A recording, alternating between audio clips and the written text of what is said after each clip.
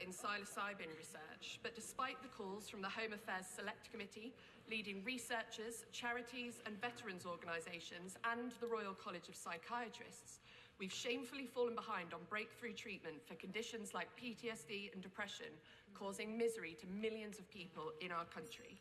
Can the Prime Minister explain why this policy remains the responsibility Prime Minister's of Questions has begun with Charlotte Littles for Labour asking about psychiatric drugs and particularly for PTSD and depression, and why we are behind the times, why we are making it so difficult for our own patients to access these drugs, while American, Canadian and other patients can access treatment that British patients can't.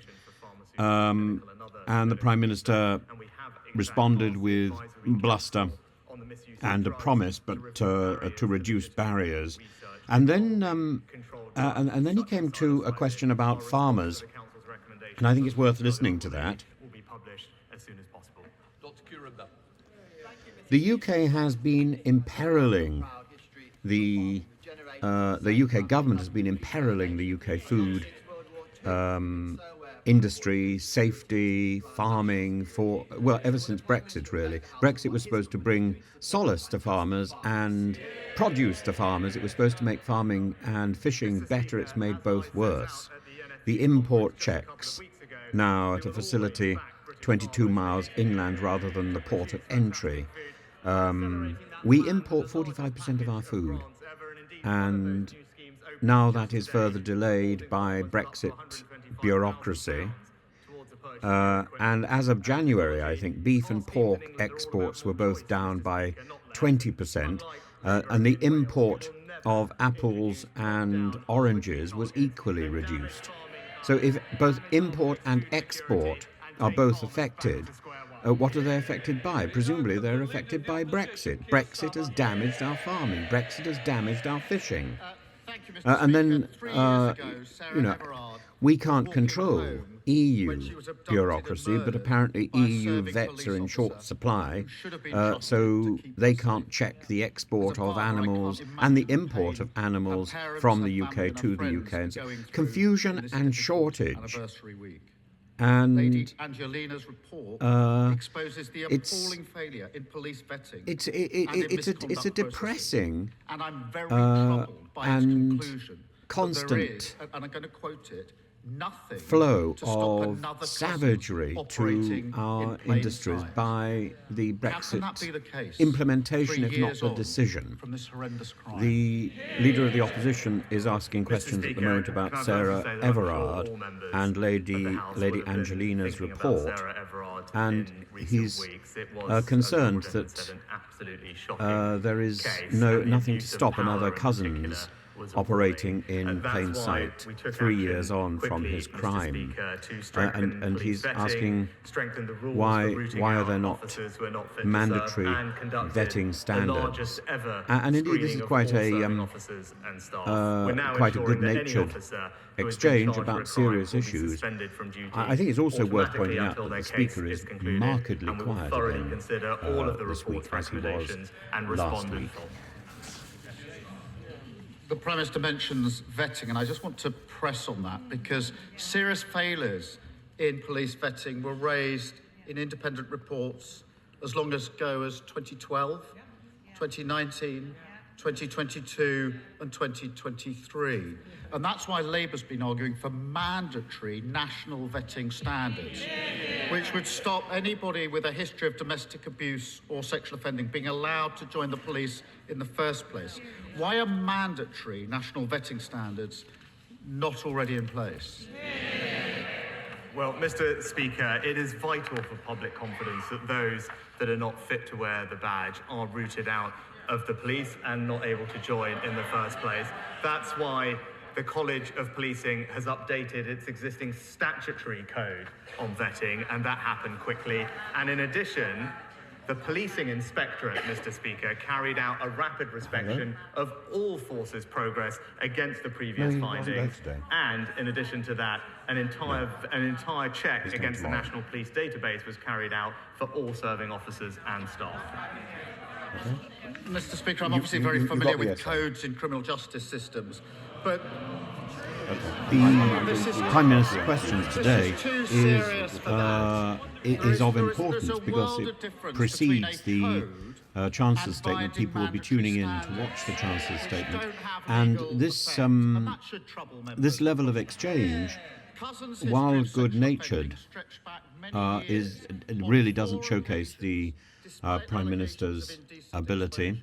exposure, It's used by no indecent exposure is Sir Keir a Starmer or effectively to horrific set crime, out the as was tragically shown to be the case, opposition's not only plans in Sarah for Everard's government. case, It's but also used by the Libby by Keir Squire, Starmer but to it's set not out treated with the seriousness his required. proposals The for what he Angelina will do report as Labour recommends leader reviewing all when indecent the exposure general election is over, when he's against won the serving general election. officers in order It's to quite a identify, clever tactic from the point of view of Keir and Starmer. remove It those demonstrates, officers it from shows service. the Now, weakness given the of obvious Rishi Sunak urgency of this throughout. recommendation, can the Prime Minister give a categorical assurance that it will be implemented immediately?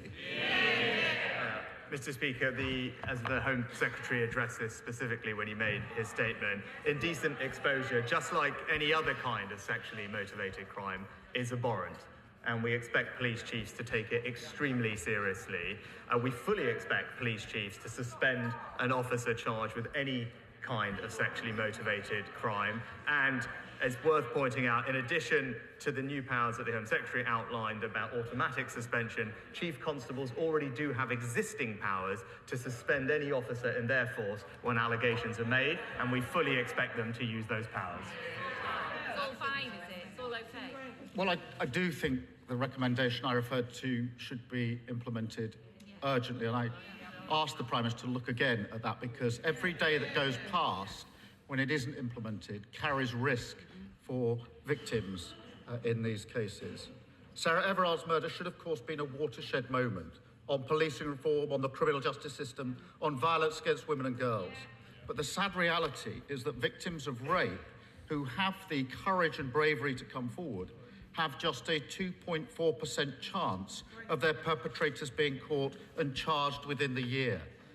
How does the Prime Minister expect women to have confidence in the criminal And Sir Keir justice Starmer system is when playing almost all to his strength rapists here, talking don't about see the inside the of law. courtroom? The law is something that Keir Starmer, as Mr. Speaker, his as we previous job acknowledged, demonstrates, a knows couple of everything years ago, about. Of course, we need to do more to improve rape outcomes in the criminal justice system. And the plan, the Rape Action Review Plan, is showing considerable progress, Mr. Speaker. We've already increased the average sentences for rape by a third since Labour were last in office, Mr. Speaker. By the way, using a power that the Labour Party voted against in this House.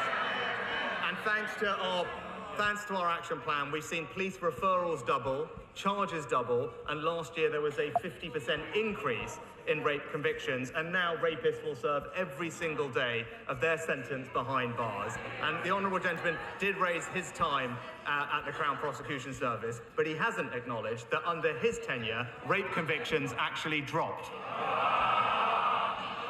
Well, the Prime Minister knows that is going to be fact-checked. He also knows I support tough sentences. I really do think that the victims of violence against women and girls deserve better than this nonsense from the Prime Minister. It needs to be taken seriously. It's not games, Prime Minister. We all want more victims to come forward, but we have to be honest. Unless things change, the criminal justice system will continue to fail them. That's why we're committed to introducing specialist rape and sexual offences teams in every force to give victims specialist support and confidence that their experience will be investigated properly. When will the Prime Minister commit to doing the same? Mr. Speaker, we've already implemented a Rape Action Review Plan. He says we're taking this seriously. Here are the things that we have done, Mr. Speaker. We have ended the appalling digital strip search that victims had to go through with their mobile phones. We've ensured that there's better use of pre-recorded cross-examination. We've rolled out Operation Sorteria with incredible success across all national police forces, and we have increased significantly the number of independent sexual domestic violence and abuse advisors to up to 1,000, and there is more specialist training in all police forces for these prosecutions. That is a plan that we've already put in place. It's a plan that is working working to ensure that we can keep women and girls in our country safe? Mr. Speaker, the problem is the rosy picture the Prime Minister tries to paint of the current criminal justice system is completely at odds with the confidence many women currently have in it. And with the publication of the Angelina report, the country deserves to know that we're doing all we can to make our country safe for women. That starts with what should be the most basic task, creating a safe workplace here in Westminster. And at the moment, as everyone in this House knows, we are failing in that endeavour, and we all have a duty to change this. So when will he make time for the vote on banning from Parliament MPs who face allegations of sex offences? Prime Minister. Mr. Speaker, it is absolutely right that we ensure our communities are safe for women and girls. That's why we passed the landmark Domestic Abuse Act. That's why we set up a new 24/7 victim support line. It's why we've quadrupled funding for victim support, and why we are investing in practical things like CCTV and better street lighting in safer communities up and down the country. Now, of course, there is always more we can do, but this government has a strong track record in ensuring that women across this country will feel safe. Mr. Speaker, sir, I want the Prime Minister to know that the people of Romford are struggling with ever-increasing energy prices, yet providers are making huge profits, running into hundreds of millions. So, does the Prime Minister agree with me that reductions in wholesale prices should be passed on to the consumers and standing charges brought down? And will the government hold utility companies to account for their actions? Well, Mr. Speaker, my honourable friend is right to highlight the challenge that high energy bills have posed, not just to his constituents in Romford, but across the country. That's why we stepped in with a significant package of support, paying for around half of a typical household energy bill when prices were at their highest. My honourable friend, I know, will join me in welcoming the fact that the energy price cap is set to fall by almost £250 in April, which will bring relief to many families, but we must hold companies to account, and that's why we introduced the energy profits levy on the windfall profits caused by an unexpected increase in energy prices, and we are going further to cut costs for people by cutting their taxes and putting more money in their family bank accounts.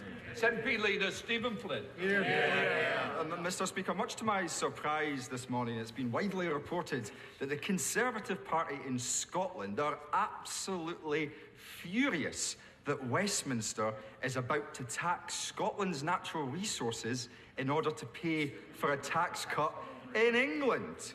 Mr. Speaker, is the Prime Minister in danger of turning his colleagues into nationalists? Mr. Speaker, obviously I wouldn't comment on the budget, but what I would say is, when I was in Scotland last week, it was crystal clear. There has only ever been one party consistently standing up for the North Sea energy industry, and it's the Scottish Conservatives. The Prime Minister knows that not to be the case, but there's a serious point to be made here, Mr. Speaker. The Conservative Party want to use Scotland's natural resources to pay for tax cuts in England. The Labour Party want to use Scotland's natural resources to pay for nuclear power stations in England, and the cost of that up to 100,000 jobs. Scotland's wealth, Scotland's resources, Scotland's jobs, all a game to Westminster. But with the Tories on just 15% in the polls in Scotland now, will the Prime Minister do us all a favour and call a general election? Mr. Speaker, the honourable gentleman claims to be supportive of the North Sea energy industry. Why is it that he's opposed all the measures that we have taken to protect those jobs in Scotland over the past couple of years? He talks about tax in Scotland and England. I'll just gently point out to him that thanks to the actions of the Chancellor and this UK government, everyone in Scotland has received a significant tax cut from January this year. And in contrast to the Chancellor's last budget, the SNP's budget put taxes up for working Scots. Scotland is now the high tax capital of the UK, but this Conservative government is going to keep cutting taxes for hard-working Scots.